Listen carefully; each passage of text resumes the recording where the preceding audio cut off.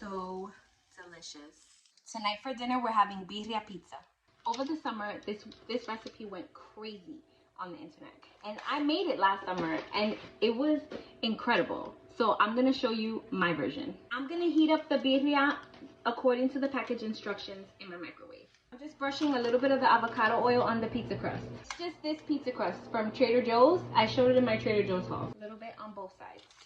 I also have this citrusy garlic seasoning that I'm gonna sprinkle a little over the top of this.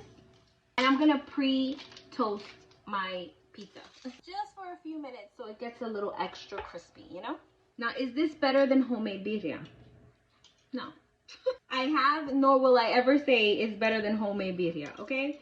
But when you really have the craving for it, this is perfect because I've made birria before at home from scratch. It's not hard, it's just a lot of steps. And it takes a little bit to cook, you know? But if you have the time to make it at home, it's worth it, honey. Worth it. We're taking some of that consomme and we're gonna brush it over the pizza crust. This is gonna be like the sauce of the pizza, you know? This is a block of the unexpected cheddar from cheddar from Trader Joe's, and I'm just gonna sprinkle. If you haven't tried this yet, it's literally tastes like a mix of cheddar and Parmesan cheese. It's so good. Now we're gonna start putting some of our birria. There's some pieces on there that are a little chunkier than I like. I just shred them apart with my fingers. What's that trend going around now? I'm a Latina mom. Of course I prefer using my hands when I cook. Hello? Use however much, however little you want. This is how I like to do it. Now I'm gonna add just a little bit of this because the birria does have some salt and spices, and this has a little bit of salt in it, so a little bit. Here's where I get crazy with it, okay? I have a little bit of pico de gallo here that I made earlier. It's onions, tomatoes, and cilantro, and I'm only gonna put it on half because my daughter prefers it without. So just gonna sprinkle a little bit of that pico right over the top.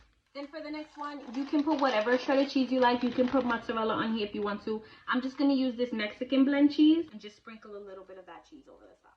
Or a lot, whatever. A couple of sprinkles more of that unexpected cheddar. And she's going back in the oven until everything gets nice and brown and toasty. I don't know what happened. I thought I hit record, but I didn't. But that consomme, I skimmed it the best that I could. You can always put it in your freezer and wait a little bit and let it all solidify. I didn't feel like waiting, so I just skimmed it off the top. In here, I added some onions that I chopped up and a little bit of fresh cilantro. And now you have your consomme de pizza in. Once she's out and looking oh so delicious, we're gonna hit it with a little squeeze of fresh lime juice all the way across and some fresh cilantro. Now I'm just sprinkling some of that guaca salsa that I got from Trader Joe's yesterday. This is delicious. And there you go, birria pizza. Look at that. The way I like to eat mine is I take a little bit of sour cream right on top. I know I'm the only one that's going to eat this with the consomme, so I'm just going to go ahead and dip with the sour cream on it and all. So let's do that. Dip that right in there. Oh. Napkin. I feel like the messier the food, the better. This is insane. It's quick, easy, and so freaking delicious. Definitely save this consomme for dipping. You just have to. That crunch is because we baked it for a little while before putting all the toppings on it. That step is essential to me. I'm sorry.